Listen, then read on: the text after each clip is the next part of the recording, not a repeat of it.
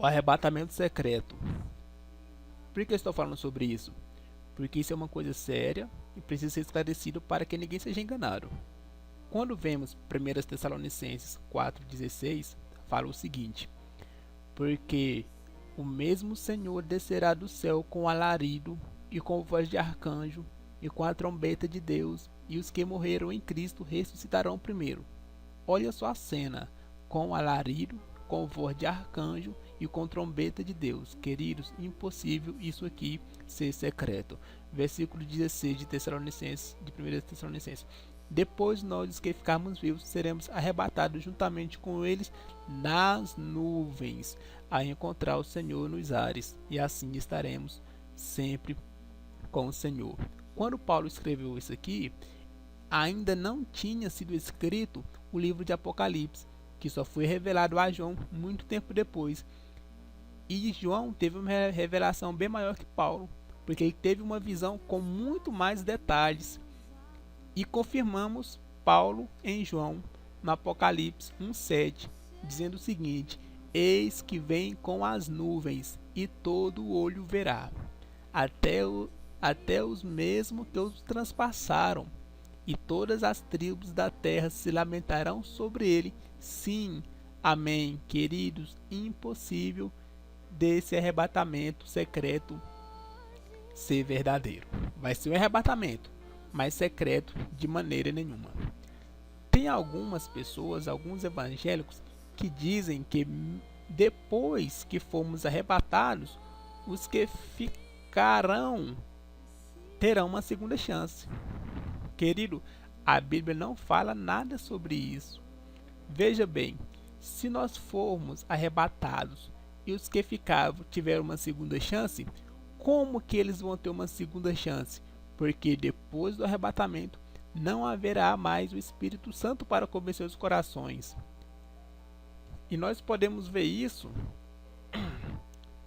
em 1 Coríntios 12,3, que fala: portanto, vos quero fazer compreender que ninguém que fala pelo Espírito de Deus diz: Jesus é anátema, e ninguém pode dizer que Jesus é o Senhor senão pelo Espírito Santo. Querido, aqui está claro: só através do Espírito Santo podemos ter o entendimento de quem é Jesus e como herdaremos a salvação.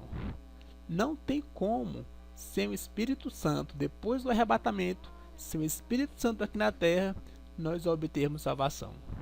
E Jesus foi claro: eu sou o caminho, a verdade e a vida. Ninguém vem ao Pai senão por mim. Se Jesus, depois do arrebatamento, já levou os deles, como que essas outras pessoas serão salvas? Em nome de quem? Qual o Espírito que vai transformar o coração deles? Então, isso aí não tem cabimento, essa doutrina, certo? Mas ainda vamos ver o seguinte, porque tem gente que fala assim: o arrebatamento vai ser antes da grande tribulação, e antes, com certeza, do sinal da besta.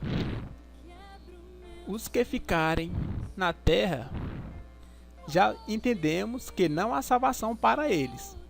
Porém, quando vimos Apocalipse 12,17, fala o seguinte: o dragão irou-se contra a mulher e foi fazer guerra ao remanescente da sua semente, os que guardam os mandamentos de Deus e têm o testemunho de Jesus Cristo.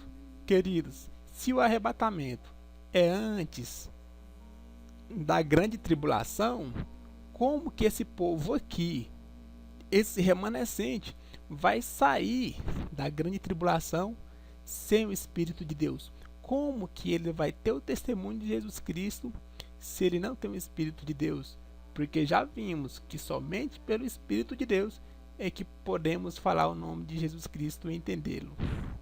Então fica um pouco complicado esse arrebatamento ser antes da grande tribulação. E vemos mais o seguinte: um dos anciões, Apocalipse 7,13, um dos anciões me falou dizendo: estes que estão vestidos de vestes brancas, quem são e de onde vieram? E eu disse: Senhor, tu sabes. E ele me disse: Estes são os que vieram da grande tribulação e levaram as suas vestes e as branquearam no sangue do Cordeiro. É muito claro. Se depois do arrebatamento as pessoas que ficaram aqui, se o arrebatamento for antes da grande tribulação, como e quem vai fazer esse povo aqui entender que eles necessitam de salvação, sendo que o Espírito Santo, o único que convence o pecador, o mundo do pecado e do juízo, como que essas pessoas vão se converter? Não tem cabimento. A única lógica bíblica para o arrebatamento é depois da grande tribulação. Eu espero que tenha entendido. Obrigado pela atenção.